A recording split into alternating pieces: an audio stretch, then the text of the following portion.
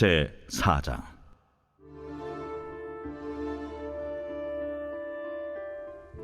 모세가 대답하여 이르되, 그러나 그들이 나를 믿지 아니하며 내 말을 듣지 아니하고 이르기를 여호와께서 내게 나타나지 아니하셨다 하리이다. 내 손에 있는 것이 무엇이냐? 지팡이니이다. 그것을 땅에 던지라. 곧 땅에 던지니 그것이 뱀이 된지라. 모세가 뱀 앞에서 피하매 여호와께서 모세에게 이르시되, 내 손을 내밀어 그 꼬리를 잡으라. 그가 손을 내밀어 그것을 잡으니 그의 손에서 지팡이가 된지라. 이는 그들에게 그들의 조상의 하나님 곧 아브라함의 하나님, 이삭의 하나님, 야곱의 하나님 여호와가 내게 나타난 줄을 믿게 하려 함이라. 내 손을 품에 넣으라. 그가 손을 품에 넣었다가 내어보니 그의 손에 나병이 생겨 눈같이 된지라. 내 손을 다시 품에 넣으라.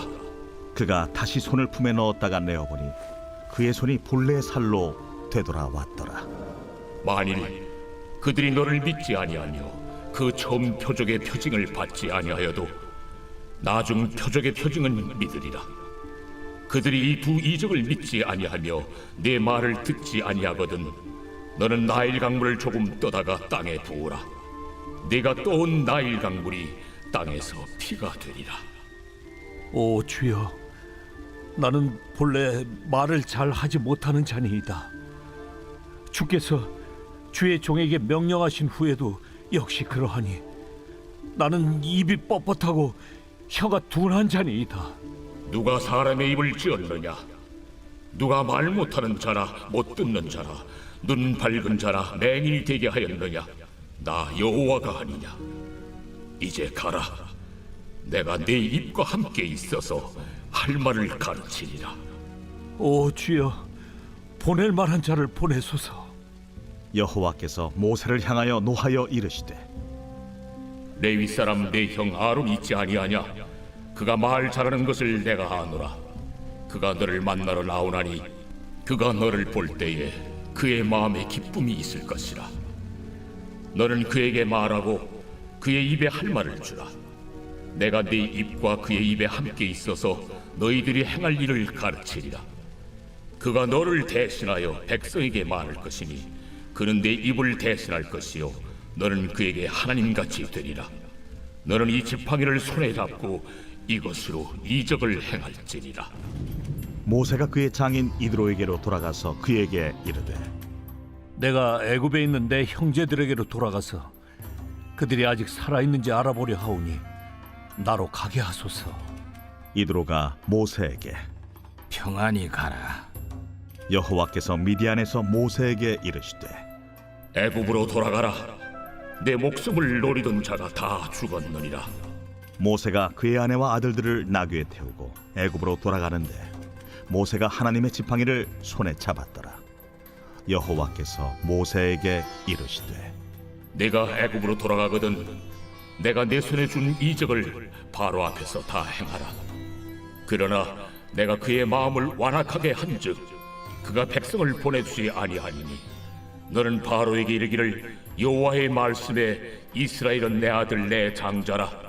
내가 네게 이르기를 내 아들을 보내주어 나를 섬기게 하라 하여도 네가 보내주기를 거절하니 내가 내 아들 내 장자를 죽이리라 하셨다 하라. 모세가 길을 가다가 숙소에 있을 때에 여호와께서 그를 만나사 그를 죽이려 하신지라. 십보라가 돌칼을 가져다가 그의 아들의 포피를 베어 그의 발에 갖다 대며 이르되, 당신은 참으로 내게 피 남편이로다. 여호와께서 그를 놓아주시니라. 그때에 십보라가 피난편이라 함은 할례 때문이었더라. 여호와께서 아론에게 이르시되, 광야에 가서 모세를 맞으라. 그가 가서 하나님의 산에서 모세를 만나 그에게 입맞추니 모세가 여호와께서 자기에게 분부하여 보내신 모든 말씀과 여호와께서 자기에게 명령하신 모든 이적을 아론에게 알리니라. 모세와 아론이 가서 이스라엘 자손의 모든 장로를 모으고 아론이 여호와께서 모세에게 이르신 모든 말씀을 전하고 그 백성 앞에서 이적을 행하니 백성이 믿으며 여호와께서 이스라엘 자손을 찾으시고 그들의 고난을 살피셨다 함을 듣고 머리 숙여 경배하였더라. 빛이 있으라 복이 될지라. 오늘 하루도 하나님의 은혜 가운데 빛으로 복으로 넉넉하게 살아가시는 우리 사랑하는 성도님들 되시기를 주님의 이름으로 축복합니다. 오늘은 4장인데요. 4장 1절 말씀 먼저 한번 읽겠습니다. 모세가 대답하여 이르되 그러나 그들이 나를 믿지 아니하며 내 말을 듣지 아니하고 이르기를 여호와께서 내게 나타나지 아니하셨다 하리이다. 그러니까 하나님께서 어제 3장에서 타지 않는 나무의 불꽃 속에서 모세를 부르셨잖아요. 그리고 하나님이 어떤 분이신지 말씀해 주셨고, 그리고 모세는 하나님의 부르심에 그럼에도 불구하고 순종으로 응답할 마음이 없었어요. 하나님이 많은 것을 보여주시고 약속하시고 말씀하셨지만 모세는 아직 나는 아닙니다. 그런 마음으로 있는 거죠. 모세는 애굽의 왕자로 있을 때는 이렇게 생각했죠. 나는 할 수 있다. 내가 왕자로 사는 것은 민족 해방을 위해서이다.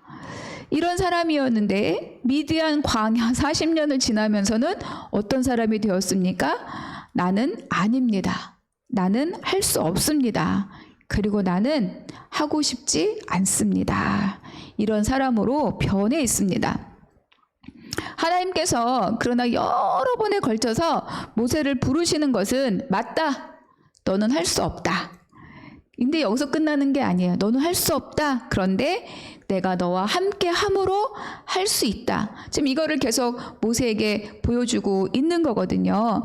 그런데 이것을 모세는 믿지 않고 그리고 그것을 따르려고 하지 않습니다. 근데 여러분, 긴 광야를 거쳐오신 우리 모두에게 하나님이 말씀하고 있습니다. 너는 할 수 없다. 그러나 나와 함께 하자. 내가 너로 이 일을 하게 할 것이다. 라고 우리에게도 말씀해 주고 있습니다. 그래서 우리의 광야 끝에는 어떤 고백이 있느냐.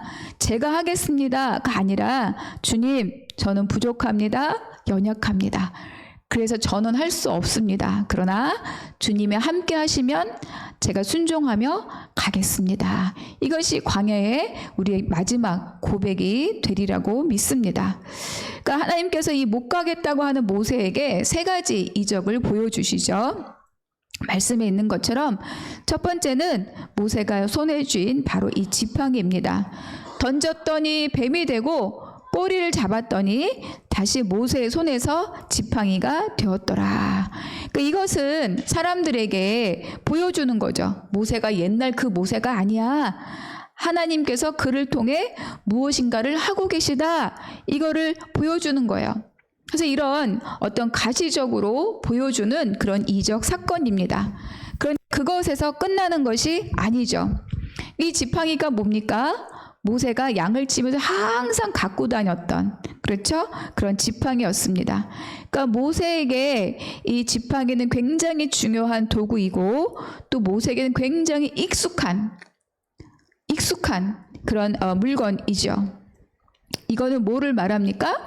뱀이 되고 다시 또 막대기가 되고, 이거는 나무 막대기처럼 딱딱하게 굳어진 내 생각해 왔던 이 익숙함과 중요함에 대한 것들에 벗어나서 하나님의 손에 의해서 그 쓰임이 달라진다는 것을 우리에게 보여주고 있는 것입니다. 하나님의 손에 잡혀 있으면 단순히 모세의 양치는 막대기가 아니라 하나님 손에 잡혀 있으면 그것이 하나님의 지팡이로 사용된다는 거죠. 어떻게 달라집니까? 어떻게 쓰임이 바뀝니까? 뱀을 다스립니다. 뱀은 바로의 상징이고 그리고 또 세상 권세를 잡은 사탄의 상징이죠. 이것을 통치하고 이것을 다스린 능력을 내가 너에게 주었다. 이렇게 말씀하고 있습니다. 그러니 갈 수 있다. 6절 한번 같이 읽겠습니다. 여호와께서 또 그에게 이르시되 네 손을 품에 품으라 하시매 그가 손을 품에 넣었다가 내어보니 그의 손에 나병이 생겨 눈같이 된지라. 두 번째 이적은 손이 나병에 걸렸다가 다시 넣었다가 뺐더니 깨끗해지는 그런 이적입니다. 이것은 뭘 말해주느냐? 우리의 삶을 이야기해 줍니다. 그러니까 나병이 뭐죠? 신경이 마비되어서 신경이 다 죽어가지고 이렇게 막 살점이 뜯겨 나가도 그 통증을 느끼지 못하는 게 이 나병입니다. 그리고 이 나병은요, 레위기에서도 우리가 보지만 확산력이 굉장히 빠르잖아요. 그래서 이 나병은 이 확산을 막기 위해서 공동체로부터 격리되어 살도록 그렇게 조치를 하고 있습니다. 그리고 더 안타깝고 뭐라 그래, 비참하다 그래야 되나? 이 뭡니까? 길을 갈 때 그냥 갈 수가 없어요. 사람들이 접촉을 하면 그 사람까지도 오염되기 때문에 이렇게 윗입술을 가리고 부정하다, 부정하다, 부정하다 이렇게 외치면서 다녀야 돼요. 그러니까 나는 부정한 자입니다를 내 입으로 이렇게 토설하고 다녀야 되는 것이 바로 이 나병입니다. 그래서 사람들 마음속에 생각 속에 이 나병은 하나님의 징계 또 하나님의 저주의 상징과 같은 것이 바로 이 나병입니다.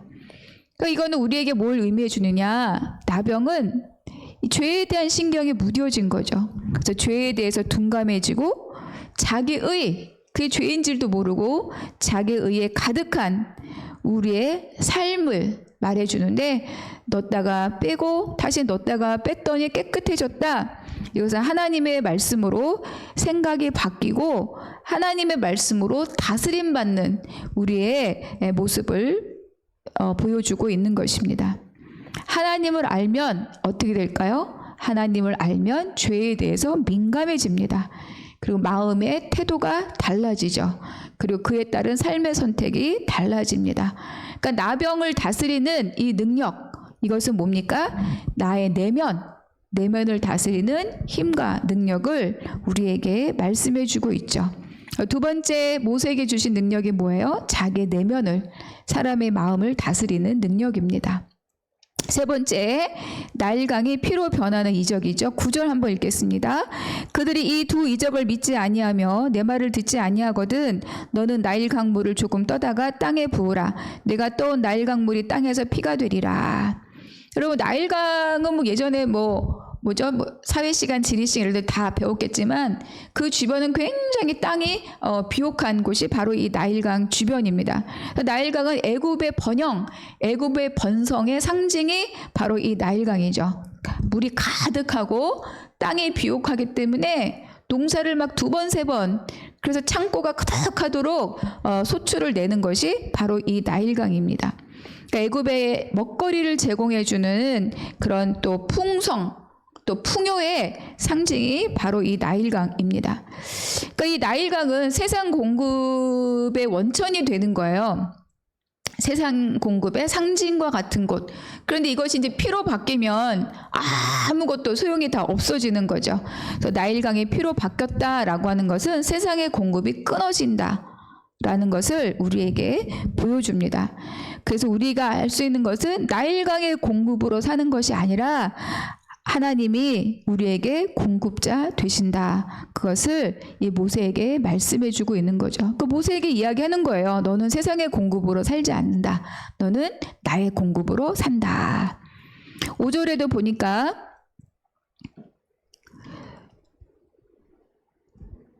아, 5절은 읽지 않겠습니다. 결국 이 세 가지 이적은 뭐냐?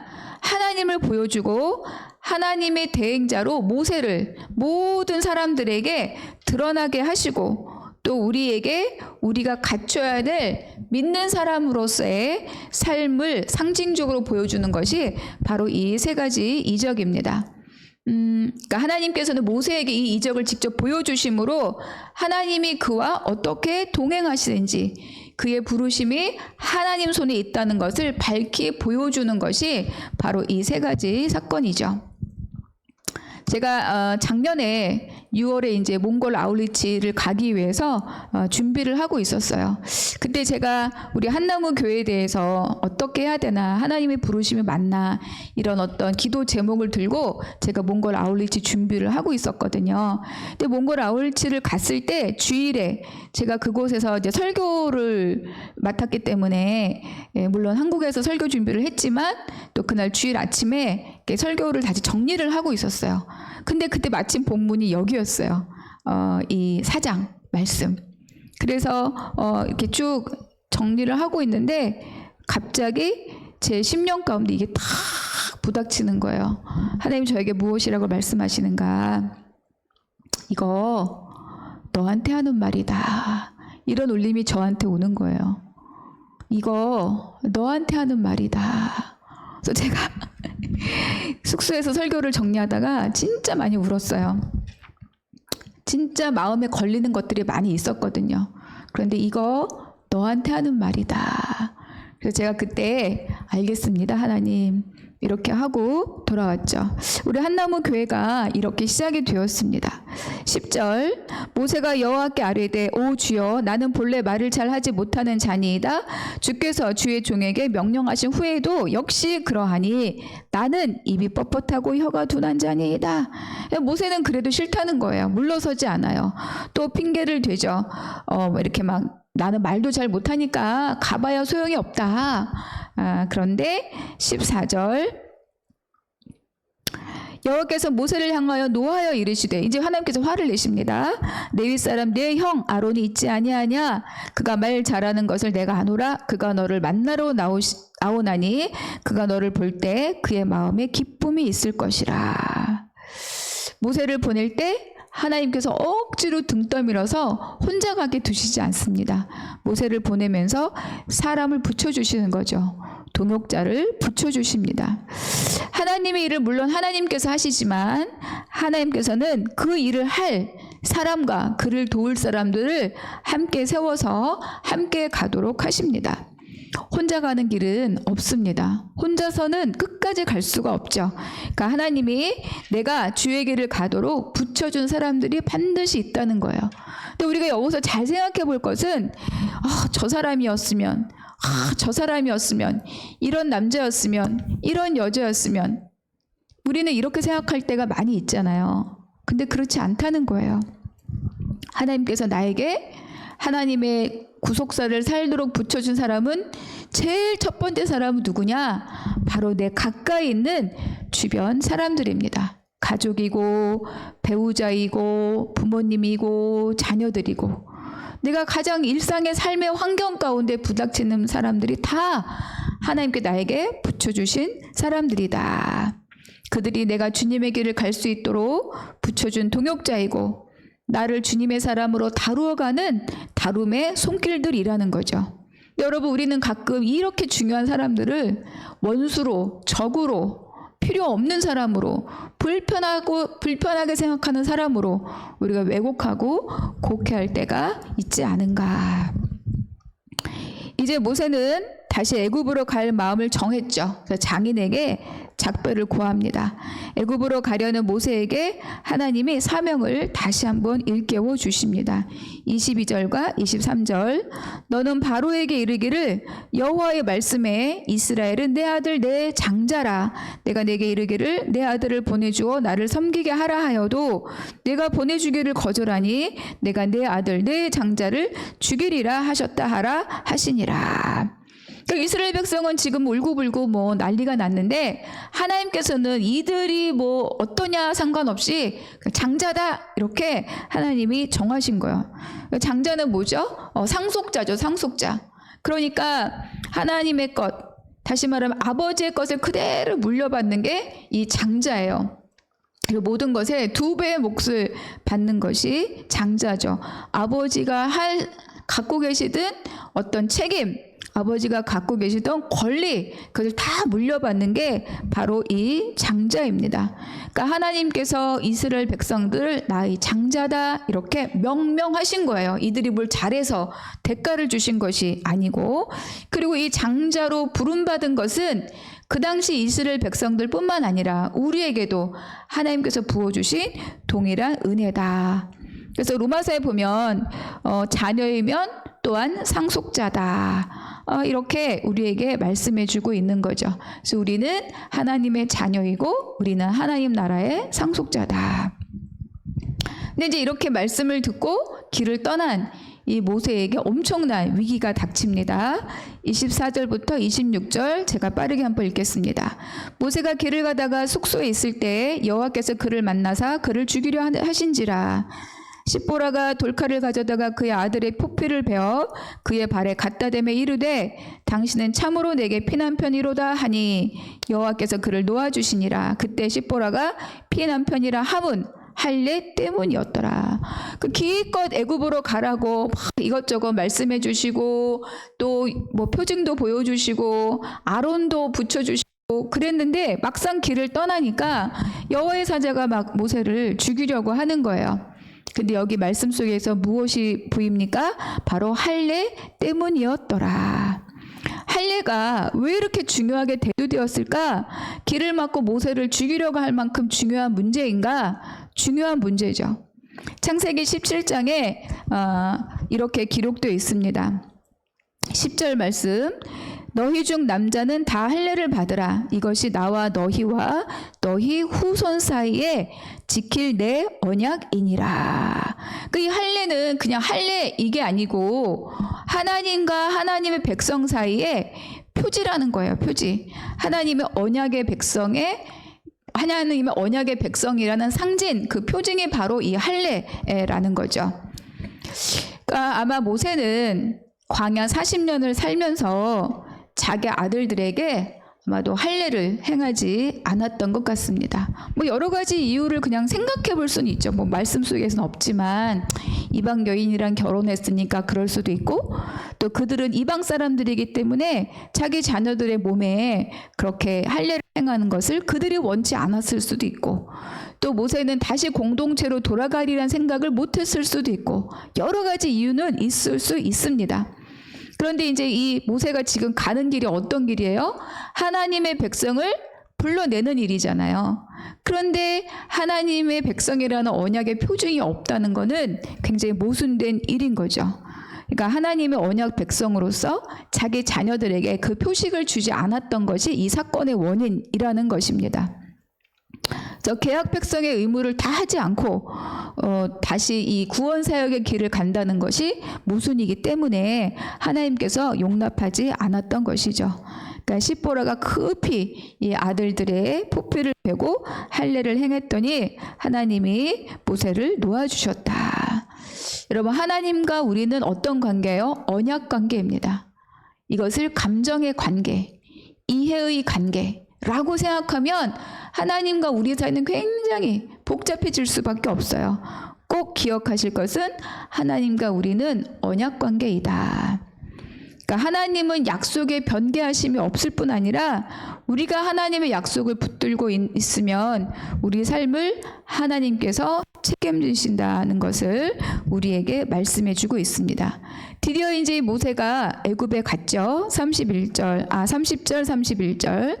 아론이 여호와께서 모세에게 이르신 모든 말씀을 전하고 그 백성 앞에서 이적을 행하니 백성이 믿으며 여호와께서 이스라엘 자손을 찾으시고 그들의 고난을 살피셨다 함을 듣고 머리 숙여 경배하니라. 그 모세가 이제 하나님 말씀을 다 전했더니 이들에도 약간 숨통이 트이는 것 같죠. 아, 이제 살 길이 열렸다. 그래서 그들이 머리 숙여서 하나님께 경배하더라. 우리가 이제 4장을 마무리하면서 이렇게 한번 질문하면 좋겠습니다. 그러니까 하나님께서 보여주신 3가지 이적. 지팡이가 뱀이 되고 다시 지팡이가 되고 나병에 생겼다가 다시 깨끗해지고 나일강이 피로 변하고 이 3가지 이적. 이것이 나에게는 어떻게 적용되고 있는가 한번 묵상하시면 좋을 것 같습니다. 두 번째는 하나님께서 나에게 붙여주신 동역자. 여러분 좋은 사람만 내 마음에 쏙 드는 사람만 뭐 나를 척척척척 돕는 사람만 동역자가 아니에요. 나를 다루어가는 하나님이 나를 다루어가는 손길로 쓰는 사람도 여러분 우리의 동역자라는 것을 기억을 하셔야 됩니다. 그러니까 하나님이 나에게 붙여주신 동역자는 누구인가 그리고 그들과 어떻게 더불어서 함께 주의 나라를 이루어가고 있는가 기도하겠습니다. 하나님 끝까지 못 간다 하는 모세를 하나님은 친절하게 또 성실하게 그가 그 길을 출발할 수 있도록 격려하시고 위로하시고 표징을 보여주셨습니다. 우리가 세상에 살면서 하나님의 법대로 살 수 없다라고 말할 때도 얼마나 많이 있습니까? 그러나 하나님께서는 우리에게 동역자를 붙여주시고 위로의 말씀을 주시고 또 약속의 말씀을 주셔서 세상에서 주의 백성으로 넉넉히 살아갈 수 있도록 우리를 이끌어 주심에 감사드립니다. 오늘 하루도 주를 향한 마음으로 넉넉히 이기고 승리하는 복된 날 되게 하여 주시옵시고 모든 것을 주께 의탁하고 감사하며 우리 주 예수 그리스도 이름으로 기도하옵나이다.